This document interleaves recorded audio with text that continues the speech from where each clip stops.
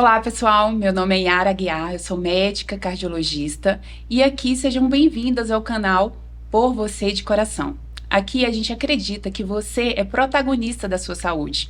Muitas doenças são evitáveis e mesmo quando essas doenças já estão instaladas, as suas escolhas serão determinantes para você viver com mais qualidade.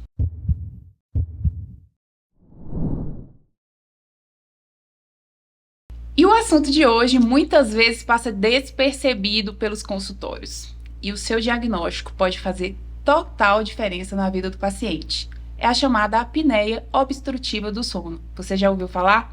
Pois bem, para falar desse assunto, a gente chamou a doutora Rebeca Tavares, formada pela Universidade Federal de Goiás, residência médica de clínica médica pela UHC da UFG, fez residência de pneumologia na Unifesp, que é a Escola Paulista de Medicina, fellow em circulação pulmonar e formação em medicina do sono pelo Instituto do Sono em São Paulo e atualmente é médica pneumologista do Hospital Defstar e Hospital de Base.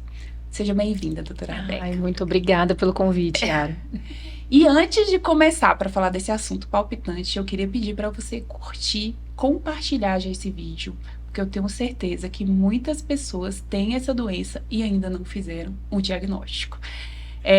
Estima-se que na população brasileira, cerca de 30% da população adulta sofra de apneia obstrutiva do sono. E esse dado se torna um problema de saúde pública, né? Porque é muito assustador. Mas vamos lá, do início. O que caracteriza essa doença? A apneia do sono é nada mais do que, durante o sono, as vias aéreas elas vão ter ou um colapso total ou parcial, impedindo o fluxo de oxigênio durante o sono. Então, durante o sono, a pessoa deixa de respirar por alguns segundos, que chama-se apneia, ou o fluxo reduz bastante, causando uma dessaturação. Ou seja, o oxigênio do sangue diminui por conta dessa redução, que é o que a gente chama de hipopneia.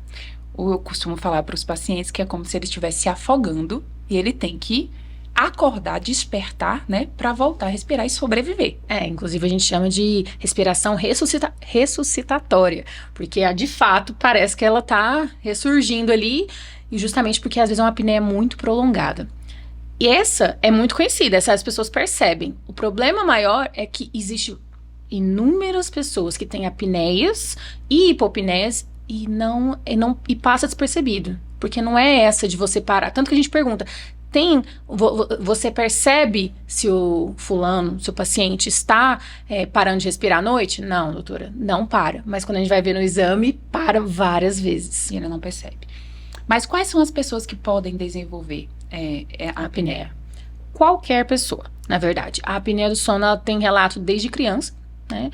Seja por a famosa adenoide, né? Ou mesmo das amígdalas grandes. Isso desde criança você pode ter apneia do sono. E com o passar do tempo, aumenta a sua prevalência em homens, na vida adulta jovem. E depois da menopausa, aumenta a prevalência em mulheres. Mas qualquer pessoa pode ter, inclusive pessoas magras. Essa era a minha outra pergunta. Com peso normal, ela pode ter apneia? Pode. Muita gente até fala assim, nossa, mas você não é gordo e você ronca. Justamente porque a apneia, ela não é só relacionada com aumento, mas é muito relacionada. Mas ela não é só relacionada com pessoas obesas, com obesidade. Ela pode ser tanto por alteração crânio-facial. Então, tem pessoas que têm a mandíbula mais retrognata, ou tem um desvio de septo importante, ou tem aumento mesmo de gordura dentro da orofaringe, limitando o fluxo aéreo. Então, qualquer pessoa poderia ter apneia do sono mesmo sendo magra. Inclusive, pessoas asiáticas, justamente por uma questão genética, crâniofacial, têm maior chance de ter apneia. Mas qual seria o grupo com maior risco, né? Vamos dizer, de desenvolver? O grupo de maior risco são homens com obesidade. Esse é o maior risco. Justamente por conta dessa capacidade de obstruir mesmo, né? Isso. Por aumento da gordura ali na região do pescoço, né? E é exatamente isso. Um dos critérios para a gente pensar em apneia do sono é o aumento da circunferência de pescoço. Tanto que eu sempre vejo a circunferência. E aumenta muito, assim, se vocês repararem, as pessoas vão engordando e vão ficando com o pescocinho cada vez mais largo. E é justamente, muitas vezes a pessoa emagrece e o pescoço não emagrece junto. Porque, assim, não é só a gordura logo do subcutâneo. É gordura, inclusive, muscular. A língua das pessoas obesas é muito maior e mais gordurosa. Então, para você ver que se você tem um aumento de língua, se você tem um aumento de gordura na orofaringe, na hora que você vai relaxar, vai ter obstrução do fluxo aéreo, basicamente. E para aquele pessoal que está assistindo agora, eles estão pensando assim, será que eu tenho apneia? O que a gente poderia aí dar de dica, de possibilidade? Não, fique atento, essa possibilidade de apneia, ela existe. Pois é. Primeiro, assim, um dos maiores fatores de risco é justamente a obesidade. Então, se você está acima do peso, realmente existe um grande risco de você ter apneia. Além disso, se você ronca, muitos pacientes falam pra mim, eu durmo sozinho, então não tem como eu saber. Mas, se você não dorme sozinho, alguém deve perceber se você ronca ou não. Principalmente aquelas pessoas que roncam, que você consegue escutar da porta fechada. Essa pessoa, com certeza, tem um risco enorme de ter apneia. Apneias presenciadas, o que, né, é mais óbvio. Além disso, se você acorda cansado, se você tem uma sonolência diurna importante, a gente tem que investigar. Pode ser outras causas? Pode, mas a apneia do sono é a mais comum, como você falou, 30% da população. E com o passar do tempo, com certeza esse número vai aumentar, porque a população anda ganhando mais peso. E uma outra coisa que eu falo também, se a pessoa tem hipertensão arterial sistêmica, é uma outra possibilidade, vai aumentar o risco dela poder ter apneia. Também, mais ou menos 30% dos pacientes hipertensos, como na população geral, né?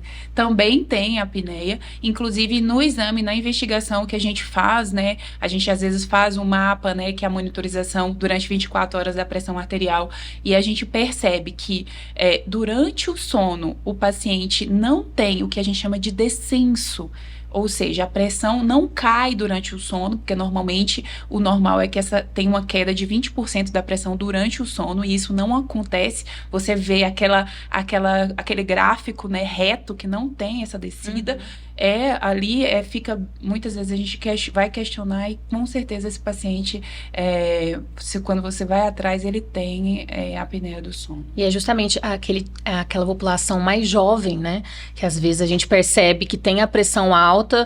Mas por que tem pressão alta tão jovem? E a gente vai investigar justamente a apneia do sono. Eu pego muito disso no consultório. Porque, na verdade, ela é causa e também é consequência, no sentido de que você também não controla adequadamente. Então, serve para as duas coisas, né? Ela causa hipertensão e ela também deixa que essa pressão alta não seja tão bem controlada, em virtude de não tratamento adequado. E você vê que é justamente pelo processo, assim, inflamatório que a apneia... Eu falo para meus pacientes, a apneia do sono ela é um estresse para o coração. Então, você imagina se várias vezes durante a noite você para de respirar, mesmo que você não perceba, micro despertar, né? Então, você vai ter um sono fragmentado, não vai conseguir fazer um sono que seja mais profundo, que é o que a gente chama, né? Que, assim, nós temos sono superficial e temos o sono mais profundo e tem o sono REM, que é esse que a gente conhece como o sono que a gente sonha. Se você tem um sono muito fragmentado, você não chega nessas zonas. Então, você não vai ter um descanso e você vai ficar inflamando o seu corpo inteiro. Então, realmente, é uma doença metabólica por si só, porque você vai alterar hormônios, aumenta a pressão, enfim. Realmente é muito sistêmico como eu posso falar? A doença, sim. As consequências, exatamente. Em si.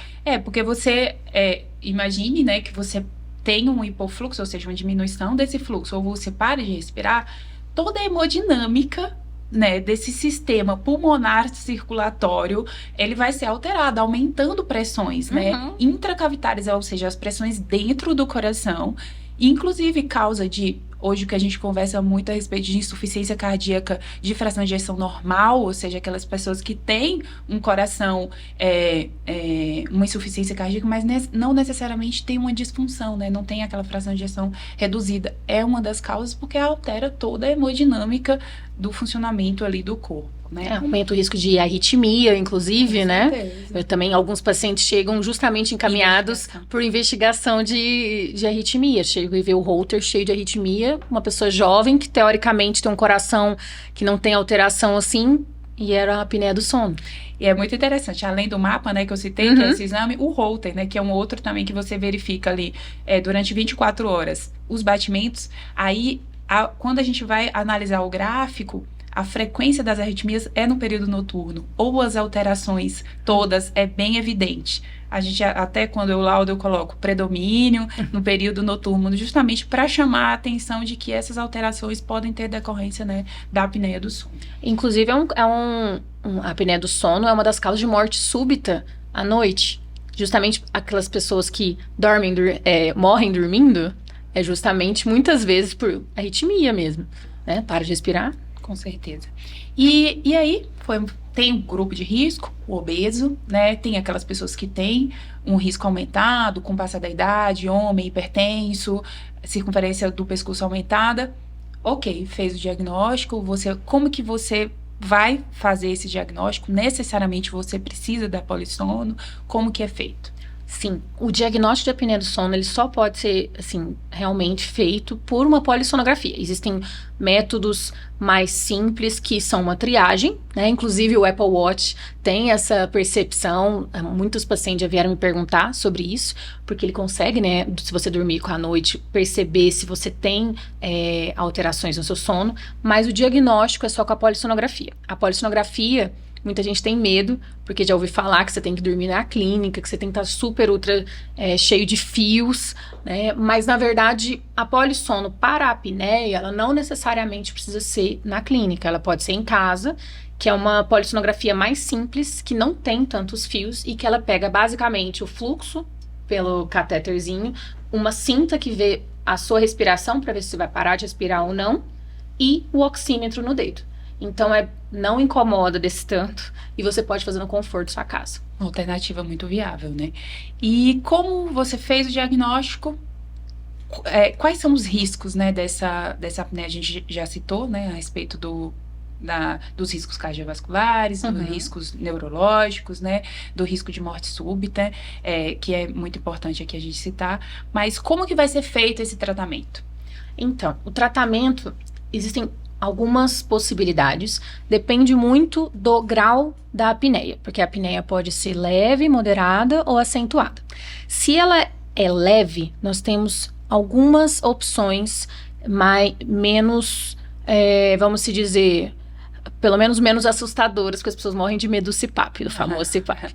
Mas assim, se for leve, perda ponderal é importantíssima, porque se você perde peso, normalmente as pessoas percebem isso, que quando ganham peso começam a roncar mais. Então, muita gente com a perda ponderal, com a perda de peso importante, consegue reduzir as apneias a níveis normais.